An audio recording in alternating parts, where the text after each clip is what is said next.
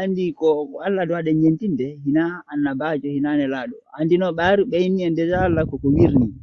ɓe yilti ɓe fefindi fenande hoore annabajo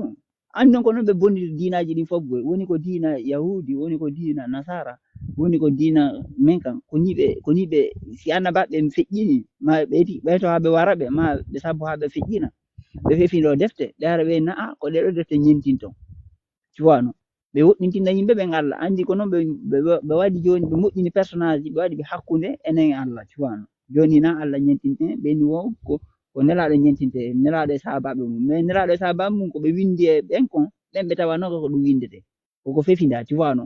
joni noon ko nder ton ɓe ukki culture maɓɓe on c'est à dire ko Allah hatno kon fof ko ɗum hande tan daari kadi o diina no jokkirte ɗo ni ayay innitaɗo julɗo haro wujjay o fenay o janfoto o kansay o jaaloto cuwano mais o yiyata honto woni Allah on parce que en fait ko woni e ñentinde kon koko dagini ɗum fof mais avec hikma cuwano avec ƴoyre sa jokki ɗi hadisaji a sakkitorto waɗugol bandiyagal ngal fof parce que ko nder ton ɓe ukkidir fof et puis hadisaji ɗi a naatay ɗo naatira dammu to suku hollira e hadisaji naniɗi fotuɗi sa yahi ha ukkike nder ton ɓe yaltinani hadisaji goo hara ɗe mara hoore ɗe mara bugu hara gaynade cuwano ko noon ɓe poodira e ma et puis winduɓe ɗe hadisaji fof ko bandiɓe ɓurɓe maɓɓe ko yahudiɓe wonnoɓe ayɓe diina kan andi yahudiɓe ko ɗum woni doole maɓɓe ɗen kamɓe ɓe woni contre mum wo koɓe ar d'abord ɓe ukko ɓe wawa culture ma ɓe wawa haala ma kam ɓe wawa diina ma kam ɓuurima an tigiri ɓe yilto noon ɓe fefindo nder ton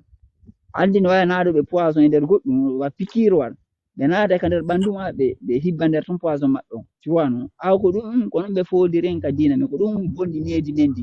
andi so heeɓi needi Allah hara en nantodira en wona e laaɓuɓe wona e fewuɓe wowa e nantodirɓe mais sa wayi noon goto wawatama